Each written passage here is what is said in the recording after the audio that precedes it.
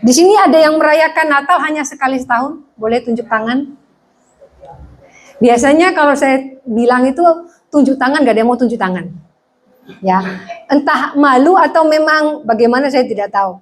Ya, sebenarnya kalau bicara sejarah ya tidak ada cerita tanggal Yesus lahir tanggal 25. Saya tahu, saya percaya semua juga tahu itu.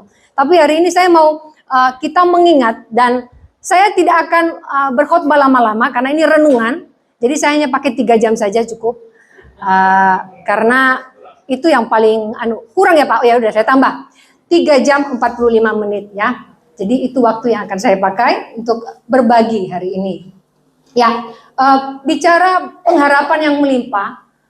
Ini setahun ini sebenarnya saya bertemu dengan orang-orang yang jadi Kristen, tetapi sudah istilahnya apa ya, berpikir bahwa Tuhan itu hanya sekedar untuk percaya bahwa dia punya agama, tetapi dia tidak punya pengharapan di dalam Tuhan. Nah, saya punya satu cerita sebelum kita masuk dalam pengharapan yang melimpah ini. Ada seorang istri, dia mengatakan kepada suaminya, ini akhir-akhir tahun lah, awal-awal bulan 12, dia bilang, Pak, kemarin malam saya itu mimpi. Mimpi apa? Kata suaminya. Saya mimpi itu dapat cincin, dapat kalung emas, terus dapat tas yang merek itu loh. Itu saya mimpi itu, kira-kira artinya apa ya Pak ya? Kata istrinya kepada suaminya. Suaminya bilang gini, tunggu aja, nanti pas Natal ada jawabannya. Suaminya bilang begitu. Dari awal bulan Desember, istrinya itu sudah penuh pengharapan akan dapat cincin, kalung, dan tas. Betul, pada tanggal 25 dia dapat kado dari suaminya, sudah dibungkus dengan rapi. Saat dia membuka, sebelum dia membuka dia berdoa, Tuhan, terima kasih Tuhan, tidak sia-sia saya berharap bahwa suami saya mengerti isi hati saya. Setelah dia buka, isinya adalah buku menafsirkan mimpi. Suaminya bilang, di sini kamu bisa cari jawabannya yang tadi. Bahwa mimpimu tuh pasti ada di sini jawabannya. Kalau dulu togel itu apa, primbon ya? Ya. Di sini yang bilang iya pasti dulu main togel. Ya. Di sini kita bisa belajar. Terkadang kita ini ketika berharap kepada manusia, saya tidak mengatakan bahwa pria tidak bisa memahami wanita, tapi rata-rata begitu sih. Ya para wanita ya. Betul? Udah kasih kode-kode nggak ngerti para prianya. Mesti dibilangin minta ini baru bisa, gitu. Tetapi ketika berharap kepada manusia, kita kecewa. Nah, bicara pengharapan yang melimpah, ini pengharapan kita ini kepada Kristus. Kita baca dulu dalam Roma 15 ayat 13. Roma 15 ayat 13. Semoga Allah, sumber pengharapan, memenuhi kamu dengan segala sukacita dan damai sejahtera dalam iman kamu, supaya oleh kekuatan Roh Kudus kamu berlimpah-limpah dalam pengharapan. Di sana itu ada banyak sekali makna yang dalam satu ayat. Yang pertama kita bisa melihat di situ ada shalom, damai sejahtera. Saya bertanya dulu kepada Bapak Ibu, kalau bertemu dengan sesama orang Kristen yang di jalan atau di gereja, kenapa Anda ngomong shalom? Apa artinya? Damai sejahtera. Tapi ketika Anda membenci orang itu, kenapa Anda ngomong shalom? Jadi dalam hati itu nggak enak. Jadi kata shalom bukan hanya sekedar syapaan. Di sini ketika bicara shalom juga itu adalah kalau di dalam Yesaya sebutannya adalah shalom shar. Dia raja damai. Ini hari ini yang kita peringati itu raja damai. Bicara raja damai, nanti kita akan tahu kenapa pengharapan di dalam raja damai ini berlimpah. Kemudian di sana ada tulisan segala sukacita. Pertama dari sumber pengharapan. Kalau sumber berarti itu awalnya. Betul? Kalau kita minum dari air galon, itu bukan sumbernya. Ketika habis Anda harus isi ulang atau beli lagi galonnya, betul? Tetapi ketika sumber, itu tidak akan pernah mati. Namanya juga sumber. Jadi bicara sumber. Nah, kita akan bahas ini malam hari ini dari ayat ini 15 ini. Dalam Roma 15 ayat 13. Yang pertama tadi dikatakan sumber pengharapan. Saya ketika menikah tahun 2009, dalam 1 tahun saya itu keguguran 3 kali. Di dalam 3 kali itu saya berpikir bahwa apakah meskipun saya pelayanan, maaf ya, saya ingin katakan kepada Bapak Ibu yang bukan hamba Tuhan ini juga manusia, tidak malaikat. Jadi kalau Anda tahu terkadang hamba Tuhan ini ada momen dia berada di low part ya, itu dia juga akan jadi manusia sama seperti saya. Waktu dalam 1 tahun itu saya berpikir, haruskah saya ini berpengharapan bahwa saya akan, kenapa Pak? Suara saya seperti malaikat bergema. Oh gitu. Jadi waktu itu saya berpikir bahwa apakah saya harus berdoa, Tuhan saya kepengen diberikan anak, atau sudah Tuhan terserah. Jadi di dalam itu saya harus berpikir bahwa kalau saya punya pengharapan, pengharapan saya apa? Apakah pengharapan saya bisa bisa punya anak, atau pengharapan saya Tuhan lakukan yang terbaik? Bicara pengharapan, sumber pengharapan ini bicara sumbernya tidak akan pernah mati. Hari ini ketika bicara tadi di dalam Roma 15 ayat 13, sumber pengharapan kita baca di dalam Yesaya 9 ayat 6. Ini yang saya katakan tadi, Shalom Shar itu, Yesaya 9 ayat 6. Sebab seorang anak telah lahir untuk kita, seorang putra telah diberikan untuk kita, lambang pemerintahan ada di atas bahunya, dan namanya disebutkan orang. Pertama apa? Penasihat ajaib. Kedua, Allah yang perkasa. Ketiga, keempat. 4 poin ini pengharapan kita Bapak Ibu. Hari ini kalau kita tidak punya Allah yang perkasa, kita tidak akan pernah bisa jadi pemenang. Kita akan terus jadi orang yang kalah. Makanya panggilan sayang Tuhan kepada kita, engkau pemenang. Makanya ada lagu, kita lebih dari pemenang. Karena memang panggilan Tuhan buat kita, kita pemenang. Dia dikatakan Allah yang perkasa. Pengharapan kita ada dari sosok yang perkasa.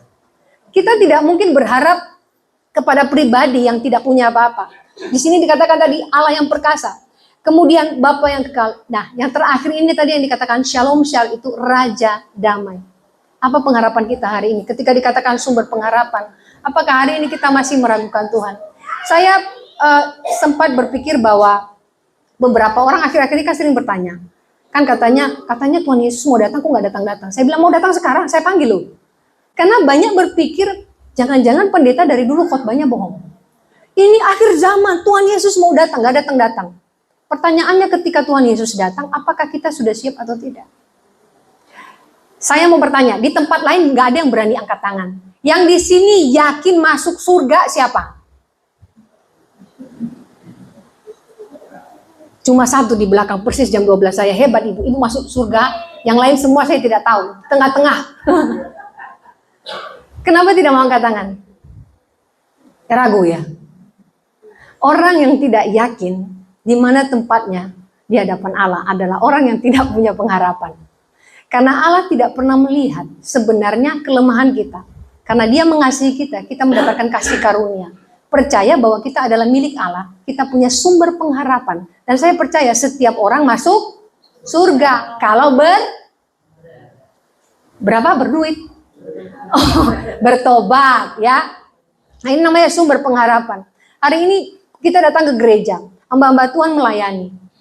Saya tidak mau membedakan bahwa hamba Tuhan lebih hebat dari jemaat. Mungkin saja nanti yang baca di surga itu jemaat justru. Pendetanya tidak. Bisa jadi.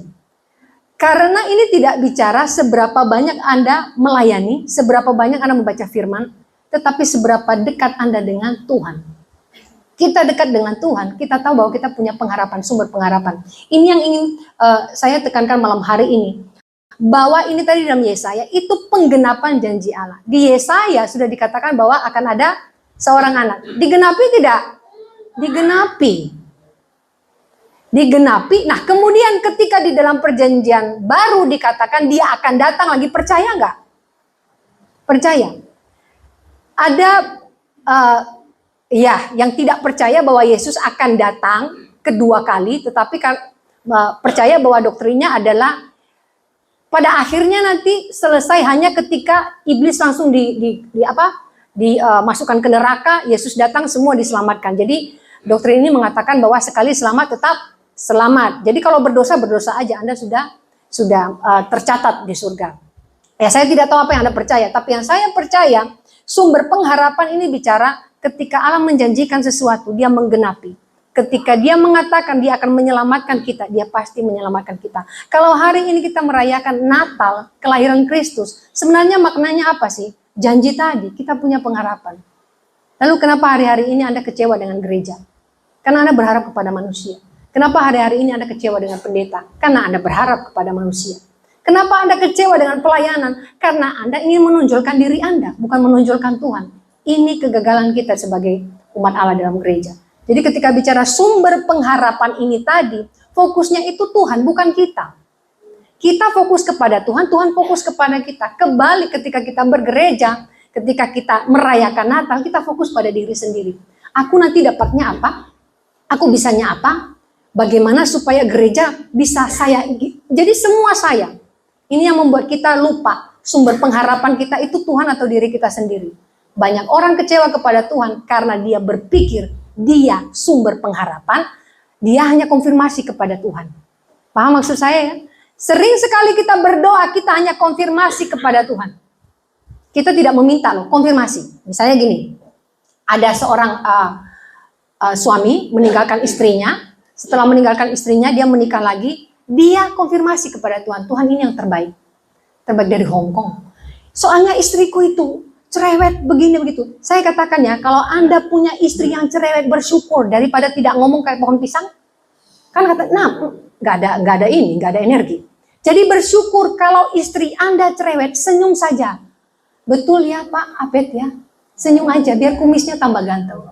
Nah, itu kasih karunia Anda bisa mendapatkan istri yang cerewet. Lebih bahaya mendapatkan istri kalau marah nggak ngomong. Anda bertanya-tanya, besok-besok ada sianida di kopinya. Jadi kita harus tahu ya, sumber pengharapan kita itu ada di dalam Tuhan. Fokusnya di dalam Kristus, bukan di dalam kita.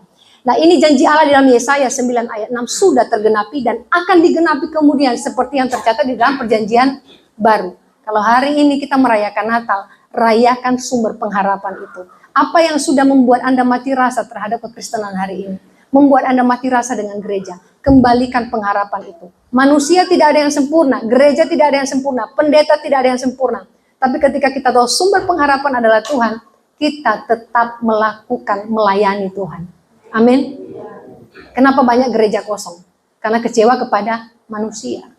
Kemudian kecewa kepada Tuhan. Kecewa kepada Tuhan karena dia konfirmasi kepada Tuhan, bukan meminta kepada Tuhan.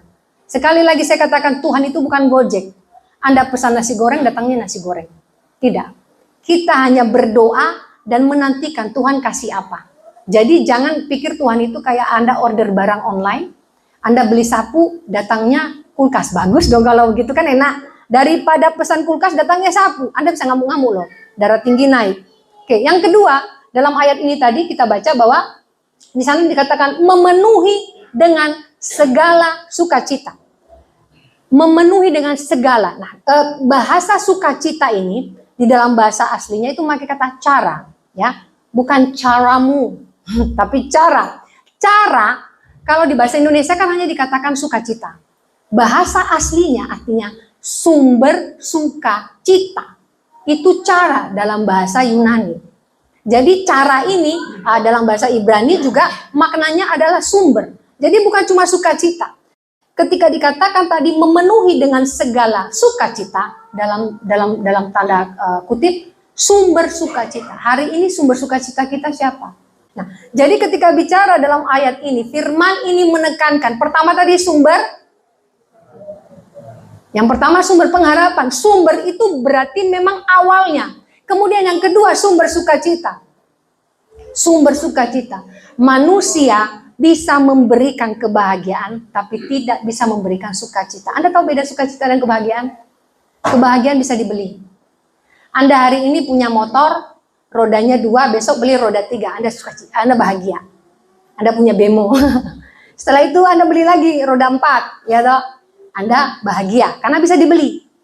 Tapi jangan beli istri orang ya, nggak baik itu. Jadi ketika sukacita itu nggak bisa dibeli.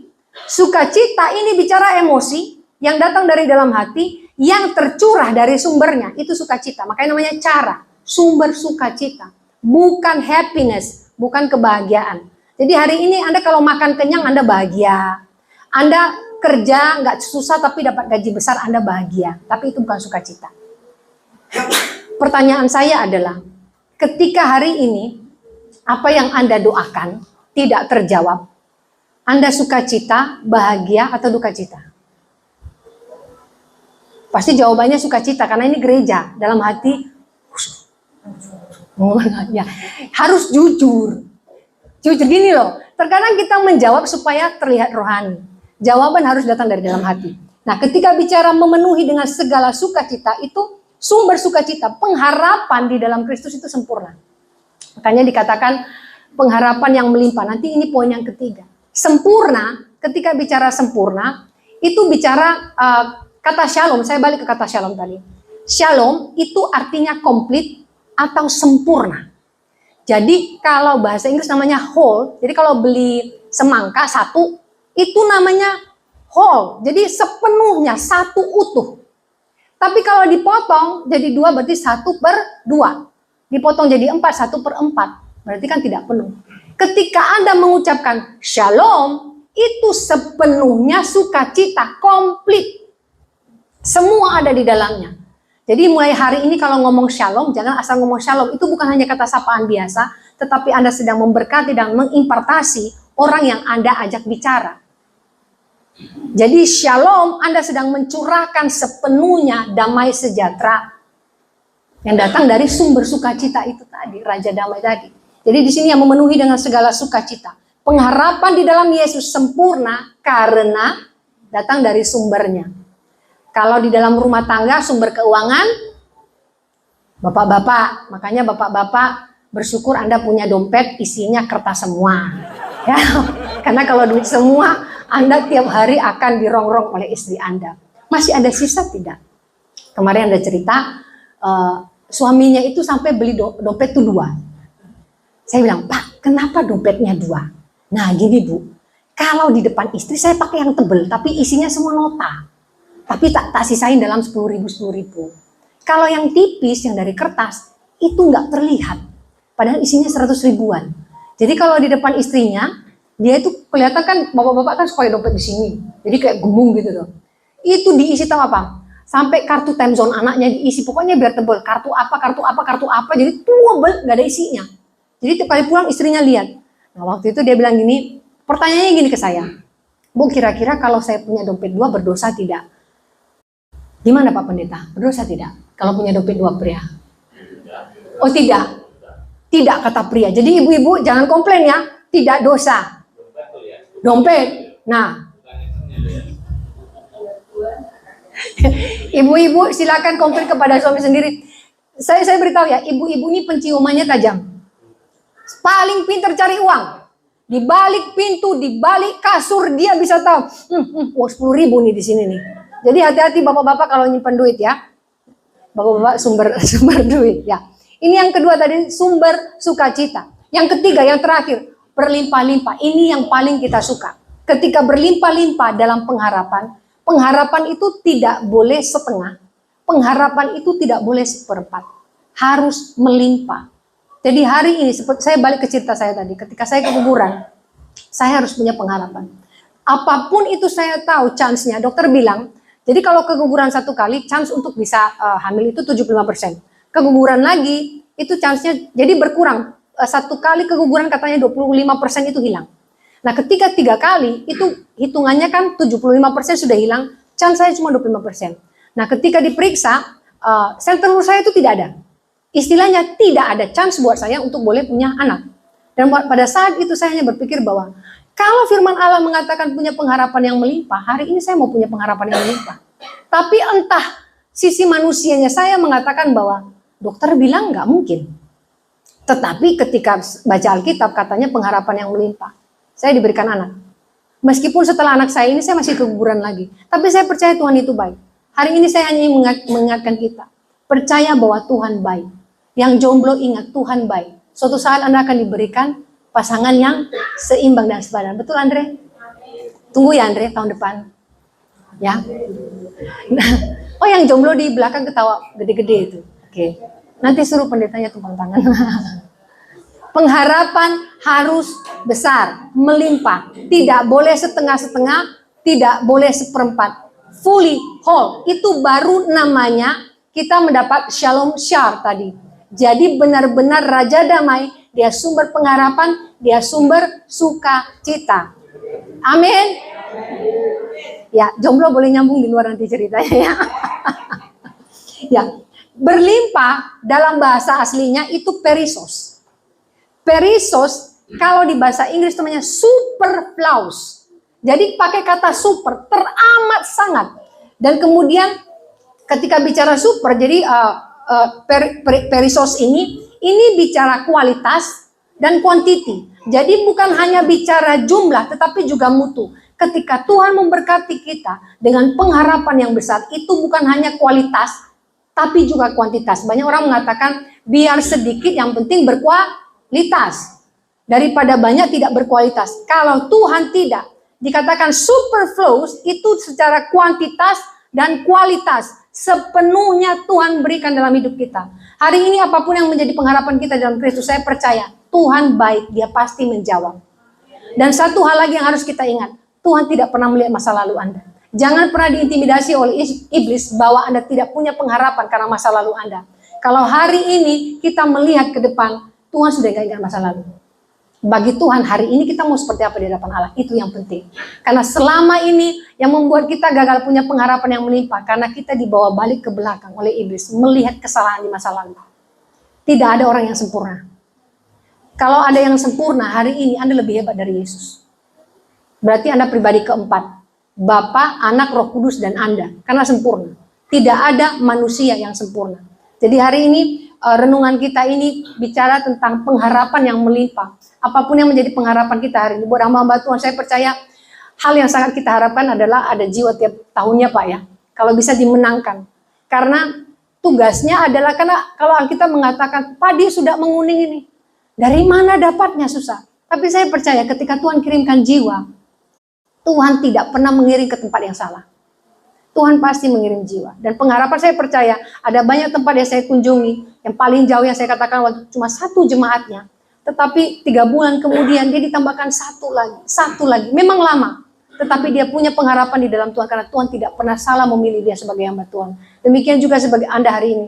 Anda sebagai istri, Tuhan tidak pernah salah menempatkan Anda sebagai istri, sebagai suami, sebagai anak, sebagai pekerja, apapun itu. Milikilah pengharapan yang melimpah di dalam Kristus. Amin. Dan saya percaya setiap kita hari ini akan diberkati Tuhan, bukan hanya secara kualitas, tapi secara kuantitas. Kuantitas ini melimpah-limpah. Yang diberkati oleh Tuhan malam hari ini. Haleluya. Mari kita berdoa.